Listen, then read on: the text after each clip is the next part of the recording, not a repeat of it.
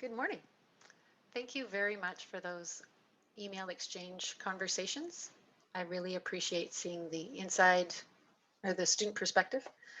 It helps me make changes or tweaks to the course to try and make it as relevant and effective as possible. So yes, thank you. Our last assignment is the persuasive presentation.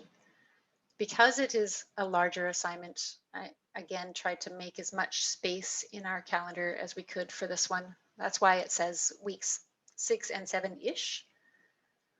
It needs to be submitted by March 1st because that's when the Moodle is closed. There will not be any late assignments. I won't even be able to access things. So it needs to be March 1st for sure. When you're thinking about the persuasive presentation, if you think along the lines of should questions, those are ideal because should means there's judgment, there's difference of opinion.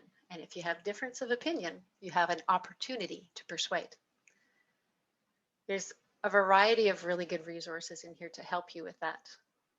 Kind of think along the lines of the TED Talks we've been watching. You need to have a visual aid of some sort, but it does not need to be a technical one. I've had a wide variety of them. I've had plants be visual aids. I've had guitars be visual aids. I've had cars, trucks, horses. It's been really great, actually.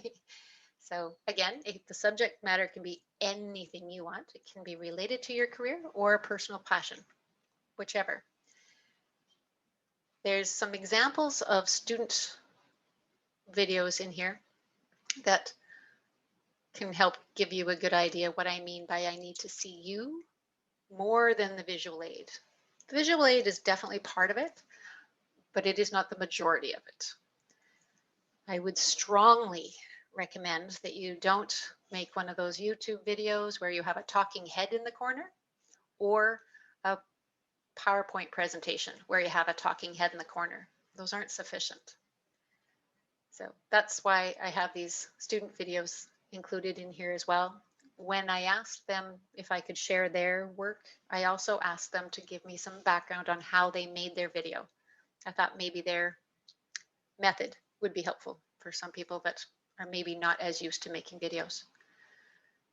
Now we have the link for the persuasive presentation turn-in spot here, but sometimes videos are too big depending on how you make them.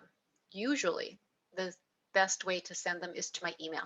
So if you try to do it in this with this drop-in spot and it does not work for you, by all means, email it to me. I will check both places when I'm marking them. What else can I tell you? There's some really good advice here on how to develop that physical presence, kind of like the fake it till you make it, which is never a bad idea. And yeah, there's resources available for you there. There's examples. There's a template to help you with your planning. If you'd like some help with that, please review the instructions, because between the instructions and the rubric, you need to know those pieces because then you know what I'm looking for specifically. Also, keep in mind when you're making the video on this end, I'm not looking to criticize you. I'm looking to cheer you on. I'm looking for things that I can go, yes, you did it. You nailed it. That's perfect. I'm probably the most supportive audience you could possibly have. So, well, maybe your mom. Other than that, that's it for us with our COM 1020 in just over 7 weeks. I wish you all the best, and maybe one day we'll cross paths. Who knows? Take care and good luck.